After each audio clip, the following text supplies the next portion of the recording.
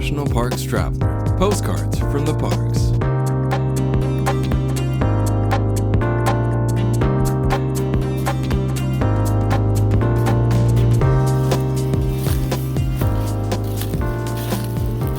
It's a warm, sunny day in Great Smoky Mountains National Park, and I'm traipsing through the woods with Ryan Williamson, one of the park's wildlife biologists. We're not looking for one of the park's iconic black bears or elk, but feral hogs. Feral hogs are an invasive mammal that has plagued national parks across the United States, including the Great Smokies. Williamson has led me to one of several traps he and his colleagues have set to catch the hogs as part of the park's ongoing eradication program. He springs the trap door shut. No hogs are inside this time, but before long there will be. This is Kim O'Connell for National Parks Traveler. As we move to a new location, Williamson tells me more about how the hogs came to be in the park and some of the problems they cause. Pigs were brought here around 1912 south of the park to an area called Hooper's Ball. And they were brought here primarily for a hunting preserve. I assume it was a fenced hunting preserve where, people that want to go kill a wild pig, come. And they were brought in from Russia. So we have a lot of Russian genetics in our wild hog population. And of course, soon thereafter, those pigs escaped. Either a tree fell on the fence or they inadvertently, there was a hole in the fence, or however it happened, they escaped and they found these really isolated areas. And at the time, the park wasn't even created. That didn't happen until the 30s. So the population pretty well went unregulated until much later on in the park's history. And of course, all the locals had domesticated pigs for food. So we have Russian genetics and domestic genetics that crossbred that kind of left us the pigs that we have now. Pigs are also one of the fastest animals to go feral. So if you have a domesticated pig that you don't have any contact with in, they say, 3 weeks, then it starts to become feral. So feral swine is the general name of pigs across the landscape, because we have a pig problem pretty much coast to coast now. They pretty much are in direct competition with all of our native wildlife. So they eat a lot of acorns, a lot of seeds, a lot of nuts, a lot of tubers, forbs, all the things that our native wildlife eats. The hog directly competes with them for that.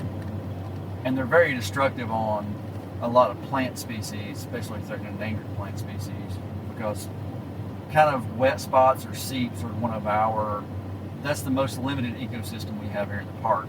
We're in the mountains, so finding wetlands, if you will, is pretty rare here. And our pigs really focus on those spots because it's easy to root, it's easy to tear up, and they can turn that soil over and grab those tubers and roots and things. So they really key in on those areas. But they pretty much just run along with their snout and turn the soil over and kind of like clean everything up that's edible.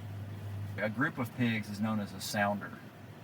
And typically in a sounder it's pretty much a matriarchal group. It's a bunch of females with young, and then occasionally you'll have occasional boar show up. But they have an incredible gestation period. It's 3 months, 3 weeks, and 3 days. So if you have an adult hog goes through a pregnancy and then has a litter, she could have up to 3 litters in a year. And it's usually somewhere between 8 to 12 in a litter. In some parts of the park we see less than that. Sometimes we see 4 to 6. But if you just look at that, plus once she has that litter, there's potential that litter can start breeding at 6 months old. So it's kind of an exponential growth curve if left unregulated. But we can manage them the best we can to cut down on the amount of competition that they cause our native wildlife. And plus, usually when we euthanize one, we leave it on the landscape to recycle, so all those predators and scavengers get to take advantage of that resource that's there. So the circle of life in the park is very short. So the 200-pound pig can be gone in less than a night.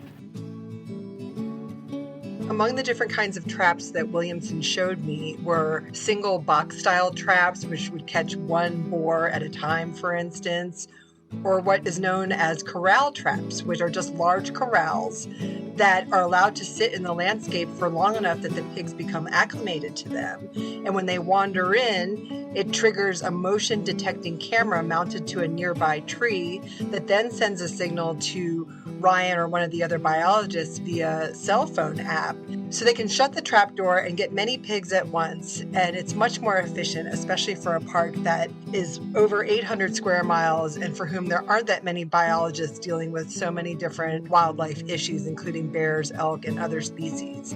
So the park is increasingly turning to technology to help them deal with the feral hog situation at the Smokies.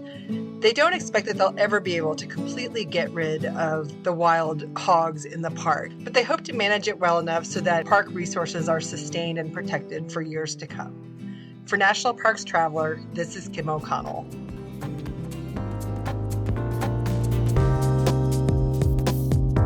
National Parks Traveler is a 501c3 nonprofit media organization providing daily editorial coverage of national parks and protected areas. Traveler's coverage is made possible by reader and listener donations. Visit us at nationalparkstraveler.org.